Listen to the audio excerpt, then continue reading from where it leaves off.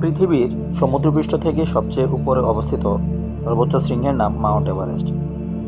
প্রায় 9 কিলোমিটার উঁচু এই পর্বতশৃঙ্গটি চীন অধিকৃত তিব্বত এবং নেপালের মধ্যে আনুষ্ঠানিক সীমানা চিহ্নিত করেছে। মাউন্ট এভারেস্ট শৃঙ্গটি মূলত হিমালয় পর্বতমালার অংশ। সাধারণত পর্বতকে স্থিরতা এবং অবিচলতার প্রতীক হিসেবে দেখা হলেও পৃথিবীর বৃহত্তম এই পর্বতমালাটি কিন্তু স্থির নয়। প্রতি বছরই এই পর্বতমালা দক্ষিণ পূর্ব দিকে একটু একটু করে সরে যাচ্ছে, আর সর্বোচ্চ শৃঙ্গ মাউন্ট এভারেস্টের উচ্চতাও প্রতি বছর একটু একটু করে বৃদ্ধি পাচ্ছে। স্থানীয় ভাষায় স্বর্গমাতা হিসেবে পরিচিত এই মাউন্ট এভারেস্ট সম্পর্কে বিস্তারিত জানাতে এই ভিডিওটি তৈরি করা হয়েছে। অজানাকে জানা এই পর্বে জানবেন মাউন্ট এভারেস্ট সম্পর্কে। ভূমিকম্প, জলবায়ুর পরিবর্তন ইত্যাদি নানা কারণে ভারতীয় উপমহাদেশ ধীরে ধীরে এগোতে থাকে ইউরেশিয়ার দিকে, এবং ইউরেশিয়ার টেকটনিক প্লেটের সাথে ভারতীয় টেকটনিক প্লেটের সংঘর্ষ হয়, যার ফলে সৃষ্টি হয় বিশাল হিমালয় পর্বতমালার। ইউরেশিয়ান এবং ভারতীয় টেকটনিক প্লেটের সংঘর্ষের কারণে হিমালয়ের উচ্চতা প্রবলভাবে বৃদ্ধি পেয়েছে, আর সেখান থেকেই সৃষ্টি হয়েছিল পৃথিবীর সর্বোচ্চ শৃঙ্গ মাউন্ট এভারেস্ট। এভারেস্টের সর্বোচ্চ শৃঙ্গটি নেপালের উত্তরে এবং চীনের দক্ষিণে অবস্থিত। চীন এবং নেপালের সীমান্তে অবস্থানের উপর ভিত্তি করে এভারেস্টের উচ্চতা নিয়ে রয়েছে কিছু মতভেদ। চীনা গবেষকদের মতে সমুদ্রপৃষ্ঠ থেকে এভারেস্ট শৃঙ্গের উচ্চতা 8,844 মিটার। আবার নেপালি গবেষকদের মতে সমুদ্রপৃষ্ঠ থেকে এভারেস্ট শৃঙ্গের উচ্চতা 8,848 মিটার।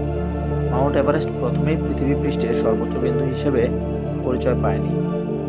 পৃথিবীর সর্বোচ্চ শৃঙ্গের খেতাবটি ছিল তারই 230 কিলোমিটার দূরে অবস্থিত কাঞ্চনজঙ্ঘা পর্বতশৃঙ্গটি। পৃথিবীর সর্বোচ্চ পর্বতসমূহের অবস্থান এবং পরিচয় শনাক্ত করার লক্ষ্যে 1802 সালে ব্রিটিশরা দক্ষিণ ভারত থেকে ত্রিকোণমিতিক জরিপ শুরু করেন। জরিপ দল 500 কেজি ওজনের ভারী ভারী থিওডোলাইট যন্ত্র বহন করে উত্তরের দিকে এগোতে থাকে।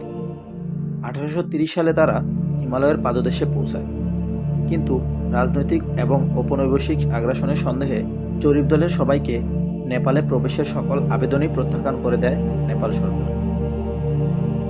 ব্রিটিশরা বাধ্য হয়ে নেপালের দক্ষিণে হিমালয়ের দিক থেকে তাদের পর্যবেক্ষণ চালিয়ে যায়।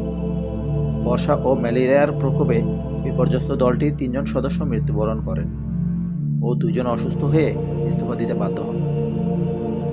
1847 সালে ব্রিটিশরা হিমালয়ের উচ্চ শৃঙ্গগুলি থেকে 240 কিলোমিটার দূরত্বে অবস্থিত পর্যবেক্ষণ স্টেশন থেকে হিমালয়ের জরিপ কাজ চালিয়ে যায়।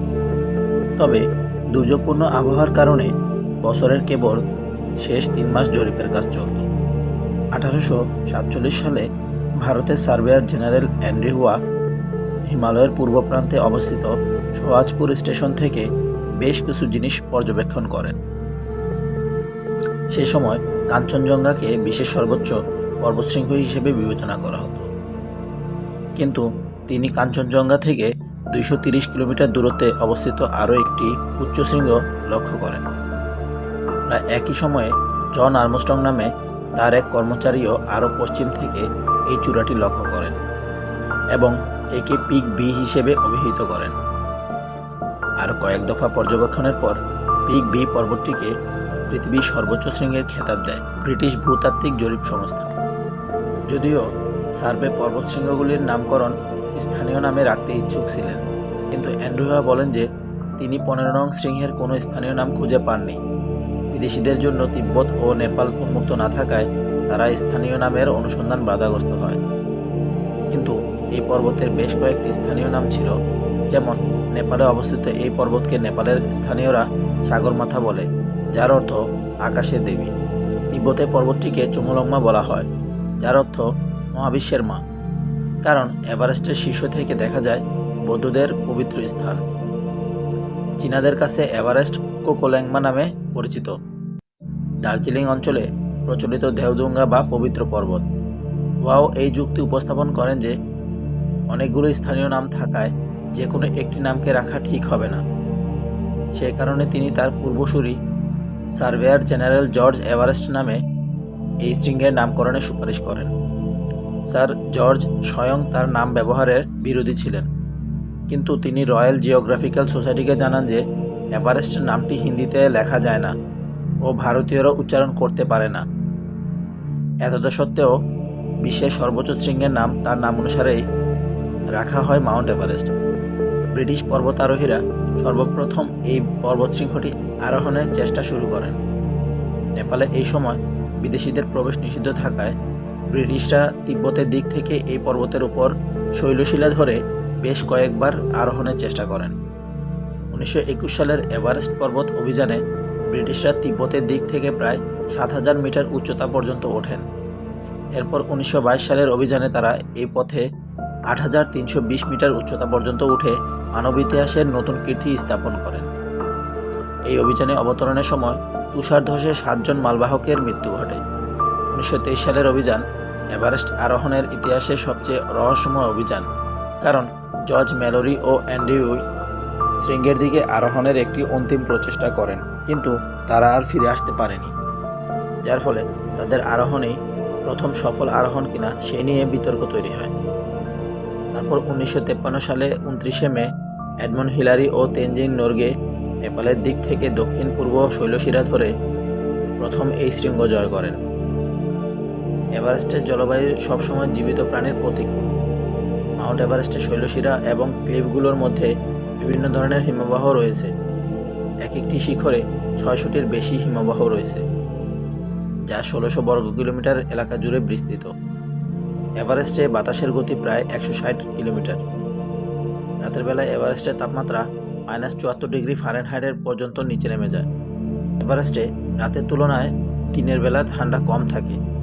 মে মাসের শেষ থেকে সেপ্টেম্বরের মাঝামাঝি সময়ে এখানে প্রচণ্ড তুষারপাত হয়। এভারেস্টের 7500 মিটারের উপরের অঞ্চলকে মৃত্যু অঞ্চল হিসেবে অভিহিত করা হয়, কারণ এখানে বেশিরভাগ মানুষের মৃত্যু ঘটে ঠান্ডাজনিত রোগের কারণে। পরিসংখ্যান অনুযায়ী 2018 সাল পর্যন্ত মোট 5294 জন এভারেস্টের শীর্ষে ওঠার চেষ্টা করেছেন। তার মধ্যে 2000-এর বেশি পর্বতারোহী এভারেস্টের শীর্ষে উঠতে পেরেছেন। এদের মধ্যে কামিরিতা শেরপা সবচেয়ে বেশি সংখ্যক এভারেস্টের শীর্ষে ওঠার রেকর্ড অর্জন করেন। 1924 সাল থেকে 2019 সালের জানুয়ারি পর্যন্ত পাহাড়ের চূড়ায় ওঠার পথে প্রায় 295টি মৃতদেহ পাওয়া গিয়েছে, যা মোট পর্বতারোহীদের শতকরা 3.5 ভাগ।